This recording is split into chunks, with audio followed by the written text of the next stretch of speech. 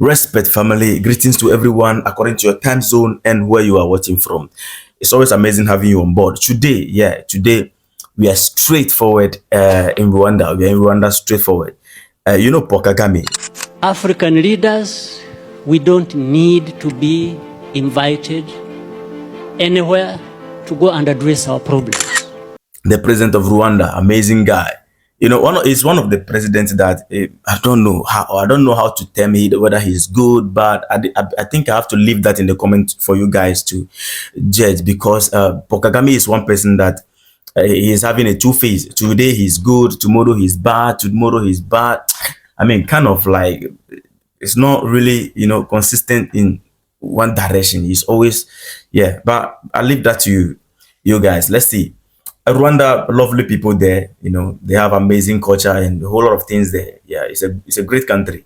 And there are a lot of things happening in Rwanda which are not happening in other countries. But now, the issue right now in Rwanda, the great and big news and trending issue on the chart of Rwanda right now is the ban on religious group. Okay, so Rwanda has banned the activities of 43 religious groups starting from August 28th, right? This is going to be on board August 28th. Some religious bodies will not be able to operate, and this decision comes after the government recently closed down at least 500 churches. No, 5,000 churches, guys.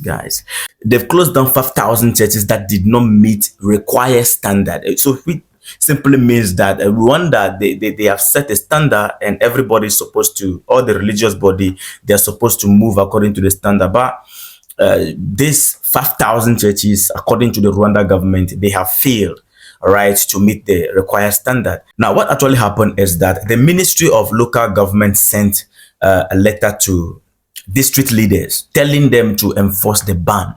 Right, the ban will be enforced. I mean, it will come to play 28th of August. Don't forget that. Right, the local government sent a letter to district leaders telling them to enforce the ban. Now, for what exactly? The ministry explained that this religious group were not following the rules. In every country, there should be rules governing everybody. You understand? Whether you are a religious body, even in the kingdom of God, there are rules and regulations. You don't follow the rule. I mean, according to the Christians, you go to hell. Yeah. You follow the rule, you'll be accepted in heaven. My.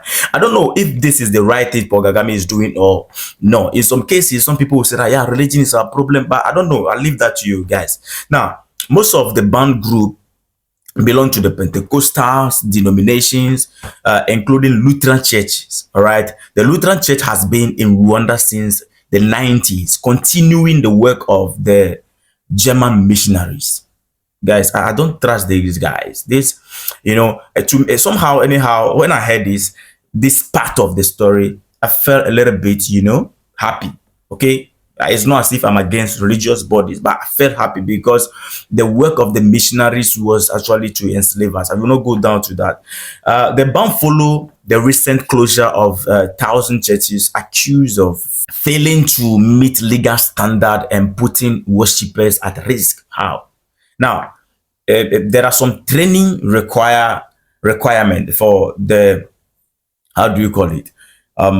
The religious bodies, the leaders, all right? I mean, the pastors, there are some training that is required from them if you want to be a pastor. So the authority said that by the end of July, they inspected over 13,000 churches, which means that there are a lot of churches in Rwanda. 13,000 churches, and 59.3% of them were shut down for not following the rules.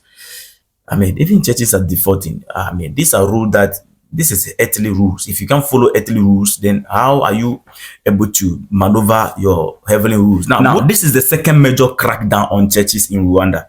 In 2018, the government closed more than 700 illegal churches. The law in Rwanda now require all preachers to have theological training before they can open a church. It's not like Ghana that as I'm here, I mean, I'm eloquent, I can speak fluently. Then, I mean, I'll start gathering people. We put up building, we start worshiping, and then before you realize I'm a pastor. Yeah, it's not like that in Rwanda. You need to go through training sessions and all that. So not everybody can just get up and set up a church. You understand? Now, the government has had given church leaders 5 years to meet the necessary legal standard, but many did not comply. So, what is happening here is it's not something that look like Paul Kagame or the government of Rwanda is against churches and they is closing down churches. I think there are rules that are governing this religious body, and these people, they have failed. All right, now there's an issue is also popping up. There's a possibility of taxing churches also. According to the detail of this thing, about 40% of Rwanda people belong to the Roman Catholic Church. Now, however, Pentecostal churches have been growing rapidly in recent years, especially in Africa. Especially when you come to Ghana. In every corner you have churches. You can come to Ghana, you see 5-story building. The down one you have Pentecost, the top one you have Assemblies of God. I mean, on and on, all of them worshiping a God there. I mean, their God is different God, but they are fighting the same devil. You are not going religious body, people, leave me alone. So now, many of these churches are led by the charismatic preachers who promise miracles to change people's lives. Oh no! And I think this is where Paul Kagame is having a problem. All right, they're preaching of miracles and changes of people's life. Now, my issue is that I feel like for us to do the right thing in the right way, when you make the economy good and you provide job for the youth and people are living their best of life, I don't think the preachers will be preaching them about changing their life and promising them miracles. You understand? Money, breakthrough and all that. Because you, the government, you need to create the big breakthrough channel in the country. Once you create the breakthrough channel in the country, I feel like the preachers will change their message automatically, because you don't go to London and be telling them about breakthrough. You understand? You don't go to London and be telling them about, changing their lives. You get what I'm talking about? You don't go to China and do that. You preach something different. When you look at the preachers in other countries apart from Africa, outside the continent of Africa, you hear things like they become more like motivational speakers, because the people, their life are not miserable for you to tell them you are going to change their life. So it is the condition on the ground that give the message to the preachers. It's my opinion. I don't like churches, but I don't think we should ban churches. That is my opinion. All right, you can give me your opinion. It's just my opinion. I feel we should create a system that will get people busy. All right, and when people are busy, all this on and on churches, it will reduce. Like how they are doing it in the UK. People are busy, so your church, you open up a church, they're turning churches to restaurant. Okay. Now, however, Rwanda authorities have become concerned about the intentions of some religious groups. President Paul Kagame suggested that some religious leaders manipulate and take advantage of their followers. He also mentioned the possibility of introducing a tax on church collections. This one, I agree with Paul Kagame. Look, on a more serious note, let's speak fact. Church is a business. God is a product.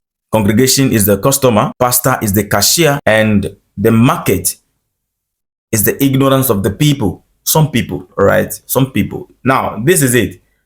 They need to pay tax. Everything is being taxed in the country. So why is the church not paying tax? That's my problem. Because once you are making money from it, of course, you need to pay tax. You understand? So the churches paying tax is something that some of us, we are advocating for, but we never advocated for the ban of churches. And that is why I'm saying that I'm leaving that to you. In the comment, I will learn from you guys, because I know great, amazing people follow this channel. So your comment always makes sense to me. Anytime I'm reading your comment, some of you open our mind to, find ways and means to come up better in our content creating. So amazing, respect to you. Now, several countries, this is not about only Rwanda alone. Yeah, all right. Several countries have taken similar actions to regulate, or let me say restrict, the activities of religious groups, either by closing down places of worship, banning certain group, or imposing stricter regulations on them. Like example, China. China is known for its strict control over religious activities, especially concerning groups that are not state sanctioned. Right?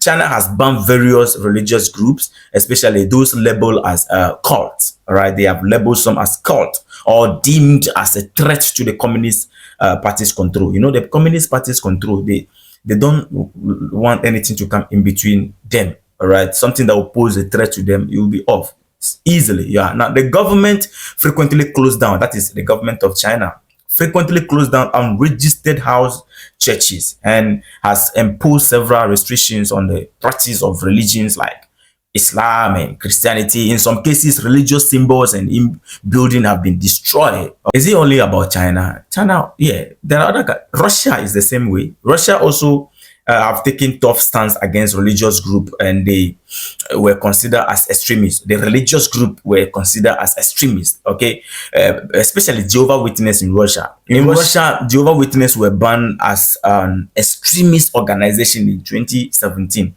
Where their property says their members subject to some persecution. I mean, guys, so this is for you people. Is this the right thing? The religious bodies, are we supposed to ban them?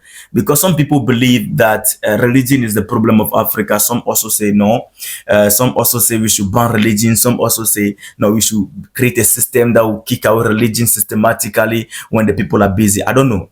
Is this the right thing about what Kagame did? Kagame, we know, we love Kagame. Even the people of Rwanda love Kagame a lot. You understand? But he has some fault, or just like every other president in Africa, he have his flaws. You understand? But this stand that Kagame have taken, I don't know if I should say great work done or thumbs up for Kagame. I don't know, but I'll leave that to you. I'll be reading the comment and be replying every comment. Please, we want to learn, you understand, so that we can come up better in talking about this religious activity. So thank you for staying with us, and see you in another episode. Respect.